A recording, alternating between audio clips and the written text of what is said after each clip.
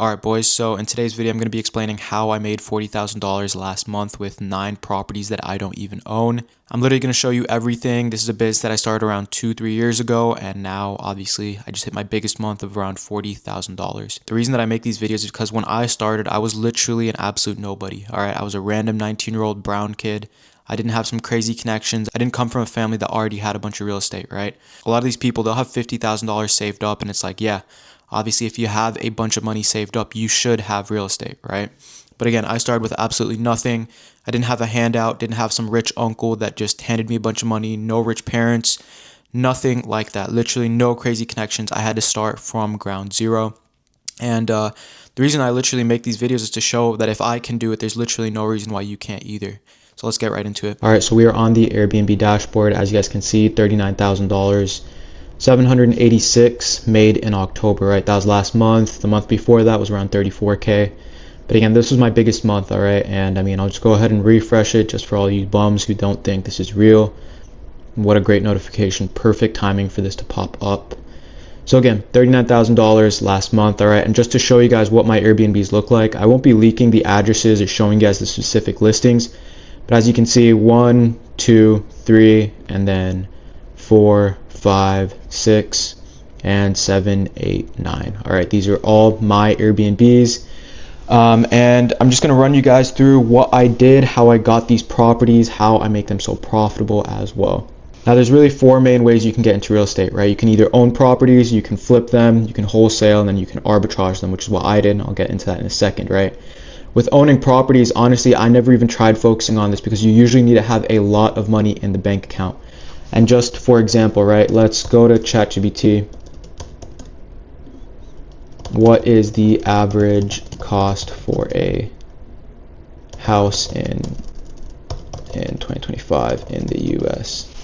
As you guys can see, the average is around 512,000, right? Now, if we also search up how much do you usually have to put down, I can't even spell, have to put down to own a property. So as you guys can see, it actually did the calculation for me. If you buy a $400,000 home with a 20% down payment, which it did say was a typical down payment, right, 10 to 20, you need 80,000, right? At even 10%, that's 40,000. Now at 3.5%, that's not really bad, right? But still $14,000. I obviously did not have that when I started off. Now, another really common business model is flipping homes. I'll be completely honest with you guys, right? I do not know the first thing about how to fix a home and make it look nice, all right? That is not my expertise. I don't want some ugly house and then have to rehab it essentially and make it look really, really nice. That is not something that falls under my strengths. I suck at fixing things. So again, not something that was really interesting to me. Now, wholesaling properties. This is a method where essentially what you do is you cold call someone, right? You're essentially the middleman between the buyer and the seller. So if someone's selling their house for $80,000 and you say, hey, I'll take this under contract, and then you find someone who's willing to buy it for $100K, you just made 20K of the difference, right? You're the middleman between the buyer and the seller. You're just selling the contract. Now, this is a great business model, don't get me wrong, but at the end of the day, it's still very much like a job, right? You're calling every single day. You're trying to get people to buy a property. And a lot of time, these people that are buying, they're not stupid, right? Why would you pay an extra 20 grand? And sometimes you might even just make 5K after 5 months, right? So to me, it was not really that worth. Now, arbitrage is what I do, right? And essentially, to explain it very, very simply, all I do is I rent a property. So I go on Zillow, all right? I go on Zillow or whatever rental website that you guys want, right? You can even go in your local neighborhood and look for for rent signs, all right? I rent that property and then I re-rent it essentially on Airbnb. So if I have $1,000 rent payment, I will make sure that whatever I make through Airbnb is usually around $2,000 to $3,000. That way my profit margins are usually 60%. And as for this number right here, just in case you're wondering, my profit margins were around 63%, 62.5 to be exact. So I took home around $25,000 of this 39K right here. So again, I rent a property and then I re-rent it on Airbnb. Now the beauty of this is, again, I can stack very, very fast, right? I went to 9 Airbnbs in around 2-3 years.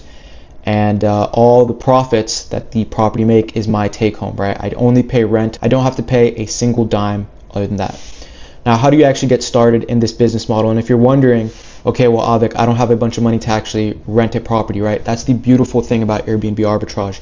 You can literally put all of your expenses on a business credit card, okay? Now you might be wondering, why should I use a business credit card though, right? There's two very, very big reasons. Number one, and honestly, this is the biggest reason why you should use a business credit card. They're usually 0% interest for the first 12 months, meaning you can literally spend the entire credit card, right? Let's just say you have a limit of $20,000. You can spend that entire limit and not have to pay interest on that card for the first 12 months. So what I did is every single property that I got, right? This, for example, this is one of my first properties right here, all right? I spent around $5,000 furnishing the spot, all right? It came completely empty.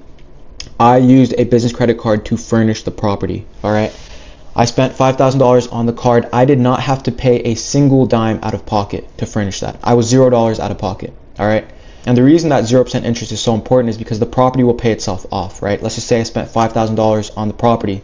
After 3-4 months or even 5 months, I should be breaking even, and the property essentially just pays itself off. There's absolutely no reason to use your own cash and your own personal savings to furnish these properties when you can literally get a business credit card. Second reason is they usually have much higher limits. As long as you have a good credit profile, you will usually get approved for a credit card for anywhere from $5,000 to even $20,000, sometimes even $50,000. So again, in your mind, just ingrain this. You can literally furnish a property with $0 out of pocket. And as long as you have a good property that will make you money, you can just put all of your expenses on that, all right? So how did I get started in the whole arbitrage game, right? I went and I opened up an LLC. A lot of people ask me, yo, why do I need a company? Why do I need an LLC? You cannot get a business credit card without an LLC. You also should not be signing leases, signing properties under your personal name. You always want to do it under an LLC. Now, some homeowners, they might not agree to that. They might have you sign your LLC and your personal name as a guarantor, right? Because they just want to guarantee that, hey, you're not just going to disappear off the face of the planet, right? You're actually going to be there. You're actually going to take care of the property, not just going to disappear on them. So the LLC is very important for two reasons, all right? Number one, you actually are starting a business, so you want to have an LLC for that business. Secondly, you want to get business credit cards. So that's very, very important. Number two, you want to start researching properties, all right? So whatever city you want to do Airbnbs in, right? Let's just say you're in Seattle. You would go on Airbnb, all right? And I'm just going to do it right in front of you guys. You would go to Seattle, all right, Washington. You would click flexible, weekend, and then you would search it up right over here.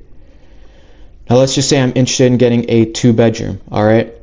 And let's just go 2 beds, 2.5 baths. All right, this looks like a pretty nice property.